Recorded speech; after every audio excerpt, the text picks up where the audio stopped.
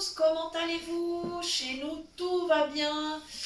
Alors voilà, aujourd'hui un petit plat d'automne ou d'hiver d'ailleurs, puisqu'on est un petit peu entre deux là, enfin on est encore sur l'automne, mais voilà, donc on va préparer un gratin, en fait plutôt une sorte de hachis parmentier à la courge, à gratiner au reblochon.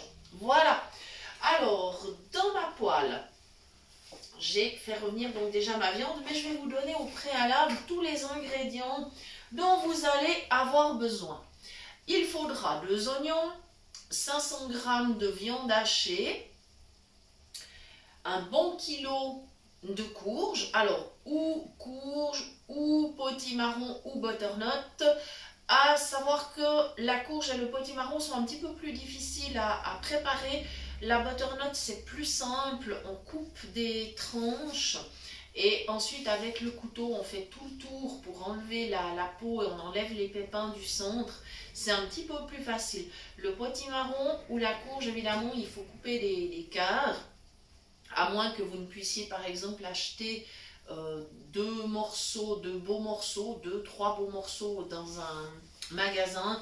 Et à ce moment-là, vous aurez beaucoup plus de facilité, c'est-à-dire vous couperez vos morceaux, puis vous enlevez la peau avec le couteau, on va dire un couteau normal, hein, pas un éplucheur parce que ce sera trop compliqué.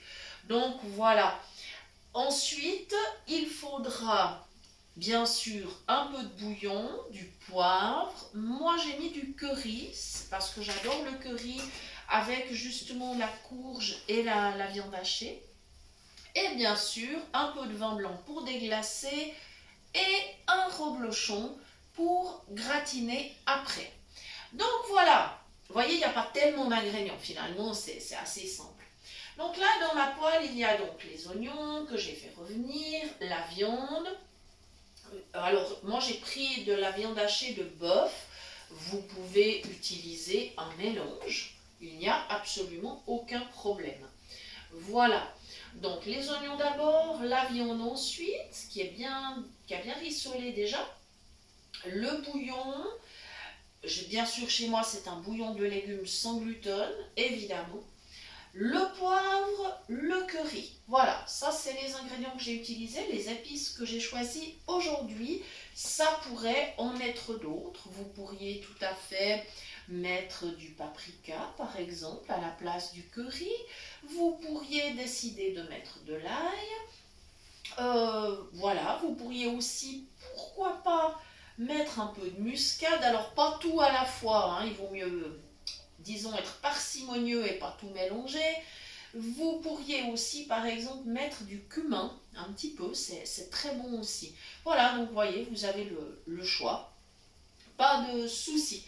Voilà, et là, alors, ce que j'avais fait avec la courge, par contre, bon, moi j'avais du potimarron, donc j'en ai cuit un bon kilo hier, et en fait, je l'ai égoutté dans une passoire, et je l'ai laissé égoutter toute la nuit. Comme ça, maintenant je suis sûre que mon gratin ne sera pas plein d'eau parce que c'est un petit peu dommage.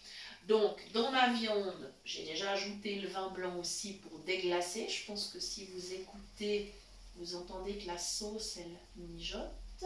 Je vais d'ailleurs en mettre encore un tout petit peu parce que je me rends compte à l'oreille, il en manque un tout petit peu, mais pas énormément. Voilà, et après, il va suffire que je rajoute la courge. Donc en fait, j'ai décidé que j'allais mélanger. Allez, c'est parfait. Que j'allais mélanger la viande et la courge. Comme ça, mon gratin sera très facile à faire. Voilà. Et bien sûr, alors là, aujourd'hui, j'ai choisi un reblochon. Ça peut aussi être, bien sûr, un autre fromage si vous n'en trouvez pas. Ou si vous préférez un autre goût, hein, il n'y a vraiment pas de problème.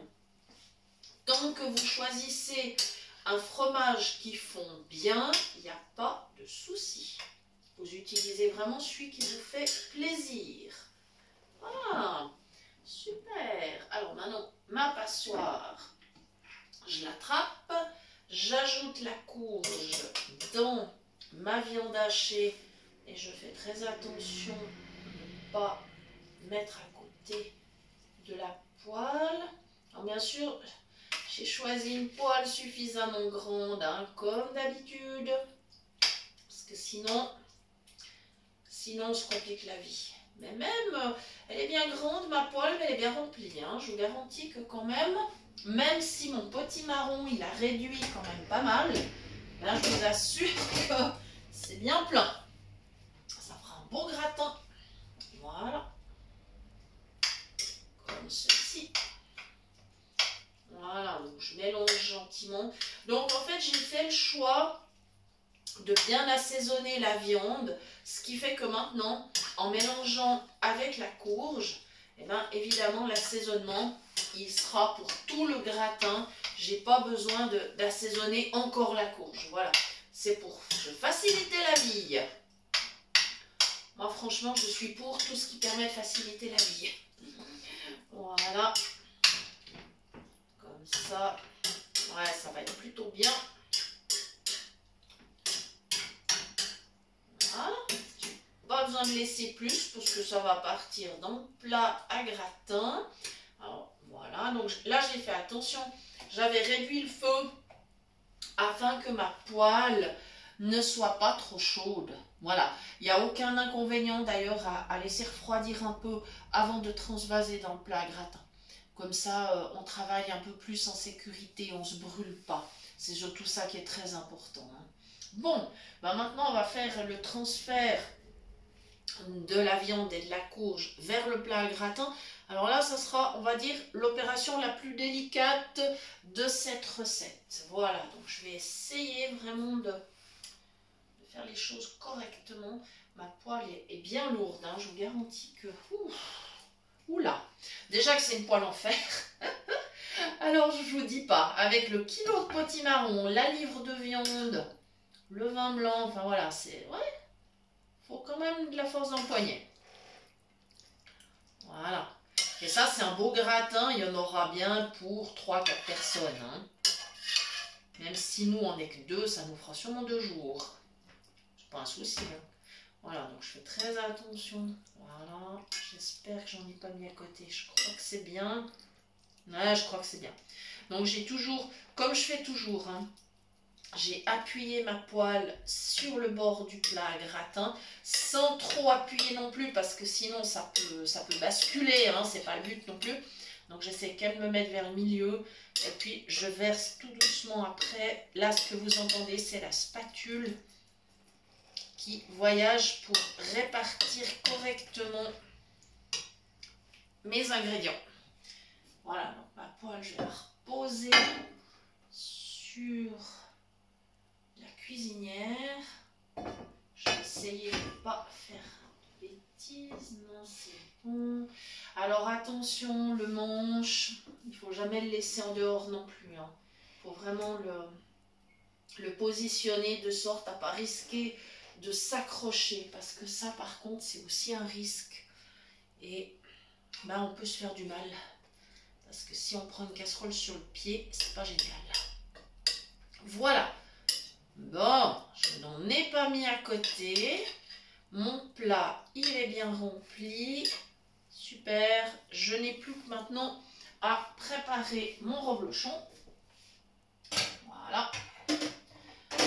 J'étais très contente d'en trouver parce que chez nous, c'est pas forcément évident, hein, vu que c'est quand même un fromage qui est plutôt originaire de la Haute-Savoie, donc en gruyère, c'est pas évident, mais j'ai eu de la chance.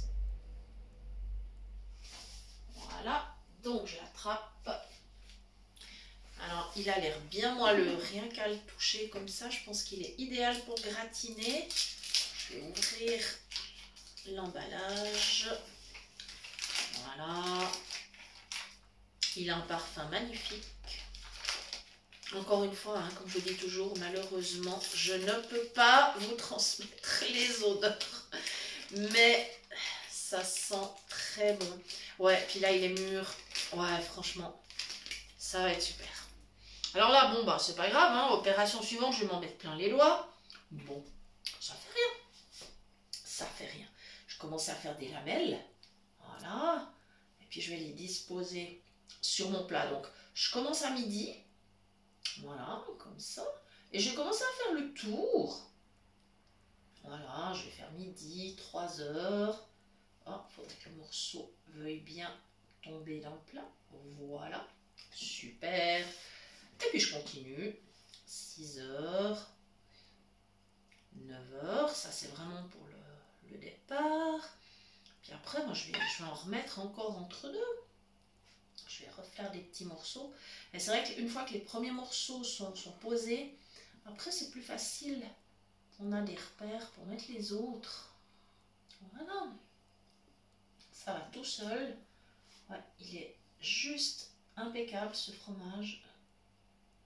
C'est super. Voilà. Je continue à positionner mes petits morceaux. Ça va. C'est un fromage qui fond bien. Ça va être vraiment top. Voilà.